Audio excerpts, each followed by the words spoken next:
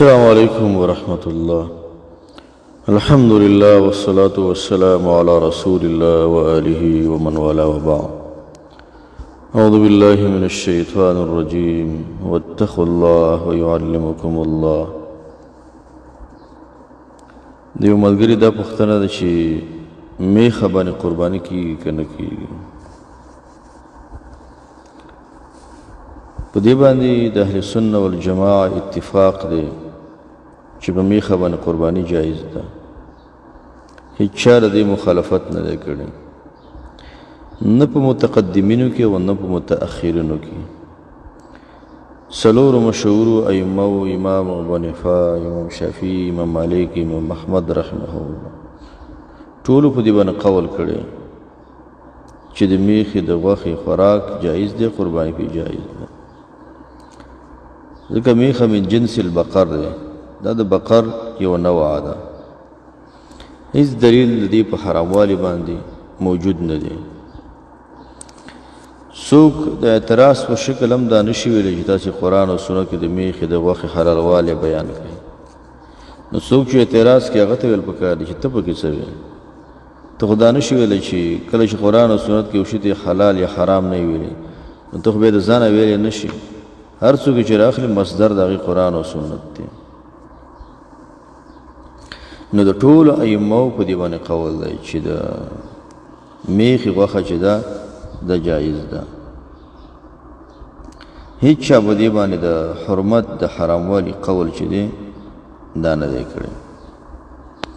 د قرآن کریم سنت نه ډېر دلایل په دې باندې موجود دی. هو الذي خلق لكم ما في الارض جميعا. الله تعالی هغه ذات چې ستاسو د فایدې دپاره د ځمکې دا شیان پیدا کړي. هر څه الله پیدا کړي او په دې کې حلال او حرام چې دا ټول واضح دي. نو د میخې تحریم پکې نه دی راغلی.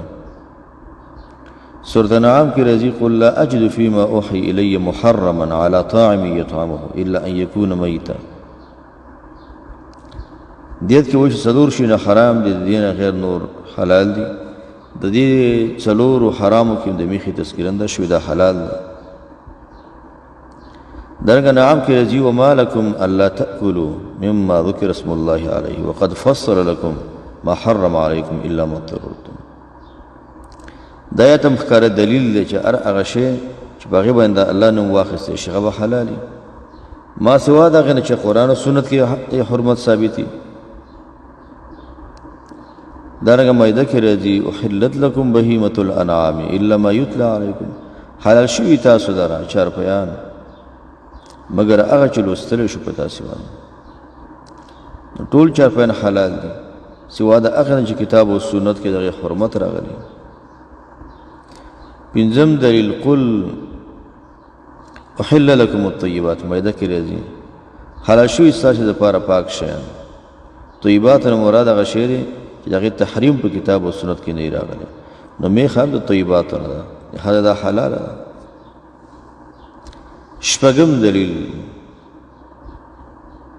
مجموع الفتاوی شیخ الاسلام نقل کړی دی. عبدالله بن عباس قول دی او كان اهل الجاهليه ياكلون اشياء ويتركون اشياء تقذرا فبعث الله نبيه صلى الله عليه وسلم وانزل كتابه واحل حلاله وحرم حرامه فما احل فهو حلال وما حرم فهو حرام وما سكت عنه فهو عفو وتلا قل لا اجد فيما اوحي الي محرما على طاعم يطعمه.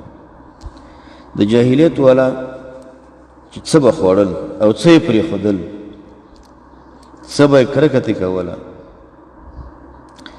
د هغې د خوراک نه تر دې چې الله تعالی خپل نبي راولېږه. څه چې حلال و حلال شو، څه حرام و حرام شو. نو د میخې تذکیره په حراموالي کې نه ده کړې. دارنګه اووم دلیل حدیث د ابو ثعلبه الخشني رضی الله عنه دی. هغې کې راځي وسکت عن اشیاء من غیر نسیان رحمة لكم فلا تبحثوا عنها. الله تعالی د څه شیانو سکوت کړی دی بې د هیرې نه رحم کولو په تاسې باندې، تاسې د هغې تلاش مه کوئ. دارنګه اتم دلیل دا قاعده شرعیه ده الاصل في الاشياء الحل والطهارة ما لم يمنع مانع شرعي. اصل په اشیاء کې حل او طهارت دی تر څو چې شرعي معنی نه وي. دا اصل کې درې قیدې دي. دا وګد بحث چې اصل په عباداتو کې څه شی دی، اصل په نکاحونو کې څه شی دی، خوراک او څښاک معاملات کې څه شی. نه هم دلیل شریعت 14 قواعد منعقد کړي دي. په دې 14 قواعدو کې د ځمکې پر سر چې څومره حیوانات دي، بحر کې چې څومره حیوانات دي، د هغه 14 قواعدو لاندې پیژندلی شي دا حلال دی که دا حرام دی. په دې 14 قواعدو کې د جاموس تذکیره نه ده شوې چې دا د حرام والی ثابت شي، دا حلال دی. دلیل په دې باندې د قرآن او سنت نه نور هم ډېر زیات دي. د لغت علماو هم دا خبره کړې ده، د لغت علماو چې د جاموس چې دی دا د بقر یو نوع ده. لکه مثلا مونږ یو کنه چې دا زراعتي غوا ده، دا توره ده، دا سپینه ده، دا زیړه غوا ده. څومره اقسام د عوام خلک په دې غواګانو کې جوړوي. څوک چاله وایي چې زراعتي غوا باندې قرباني کیږي که نه کیږي، او اچې باندې کیږي که نه کیږي، او هندۍ باندې کیږي که نه کیږي، او پلانکي باندې کیږي که نه کیږي. د هرې نوع دپاره خلک حکم نه پیدا کوي. دا د بقر نوع ده که نه، دې کې مشکل شریف په دې کې مشکل نشته دی. دارنګه ابل کلمه چې ده اوښته ویل کېږي، شاملېږي ټول اقسامو د دې اوښته. دا که بختي ورته وایي، که عربي وله وایي، که مصربي وله وایي، که ارحبي وله وایي، که مجیدي وله وایي، دا ټول دي. د هر باندې جدا جدا دلیل نه وي چې راوایي په دې څه دلیل دی. دا ټول د ابل د کلمې لاندې دي که نه. د دې وجه نه څومره چې د لغت کتابونه علماو لیکي، لکه معجم الوسط ولا لیکي وایي الجاموس حیوان اهلي من جنس البقر. میخه چې دا یو کورنی حیوان دی او د بقر د جنس نه دی. تاج العروس دا خبره کړې ده. محمد مرتضی الحسیني لیکي الجاموس نوع من البقر معروف معرب قوامیس. وایي میخه چې دا یو قسم د غوا دی، مشهور حیوان دی. فارسي کې په اصل کې قوامیس ویل کېږي، د اوبو غوا. دارنګه لسان العرب ولا تهذیب اللسان، تهذیب لسان العرب منجد. متن اللغه د شیخ احمد رضا. دارنګه اقرب الموارد فی دغه کتاب دی، د سعید الخوری کتاب دی. الجاموس ضرب من كبار البقر يحب الماء والتمرغ في الأوحال معرب قواميس بالفارسي ومعناه بقر الماء. میخه وې د غوا یو لوی قسم دی، او دا په خټو کې اوړي را اوړي. فارسي کې د قوامیس ویل کېږي. بله خبردار چې په دې باندې ټول اسلامي امت دې باندې اجماع ده چې دا جایز دی. هېڅ چا د دې په حراموالي قول نه دی کړی. د دواړو زکات یو شانته دی، د دواړو حکم یو شانته دی. نو په دې کې هېڅ قسم فرق چې دی دا نه راځي. حسن بصري رحمه الله هم دا قول نقل چې دا جایز ده. ابن ابي شيبه کې غاصر شته دی. دارنګه هر حدیث چې پای کې لفظ د بقر وي، د پای کې به جاموس داخل وي. جاموس هندي دې ته ویل کېږي. علي رضی الله عنه دغه نه صحیح سند باندې دا خبره نقل ده. مسند الفردوس نقل شوی ده. الجاموس تجزئ عن 7 في الأضحية. میخه د 2 کسانو طرف ته په قربانۍ کې جایز ده. دا حدیث چې دا موقوف به منزله المرفوع وي. دغه د اصلي خبرې څوک د خپل دغه نشي کولای، د حلال او حرام خبرې دي.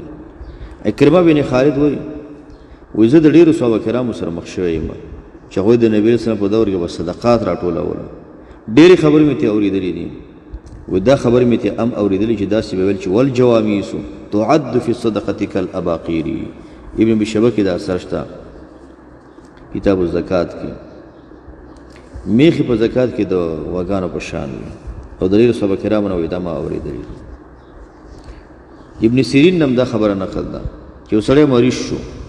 محمد بن سیرین مشهور تابعی دی، او عبدالرحمن بن ابي بکر ته خبر ولېږه چې دې سړي ضرورت دی چې دا د میخې شوده وخوري.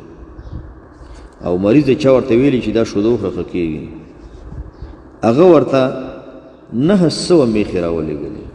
د خبره سیر کې ابن ذهبي نقل کړی څلورم جلد کې دا ورته چې انما اردت واحده ما خو یوه میخه اراده وه فبعث الیه ان اقبضها كلها ورته ووایي دا ټول ستا شول د مؤمن مسلمان دپاره یو دلیل چې دی که نه دا ام کافي دی او دومره دلیل دی په دې باندې چې میخه دا حلاله ده او جایز ده او قرباني پرې جایز ده داسې ده چې بعض علماو نه تېروتنه په دې باب کې شوې ده بعضې چېرې قرباني په دې باندې خنده لکه مبارک پوري صاحب نه دا خبره شوې ده او بعضې نور علماو نه بس دا ستر علما دي او کله کله یو عالم په یو مسله کې خطا کېدلی شي السلام علیکم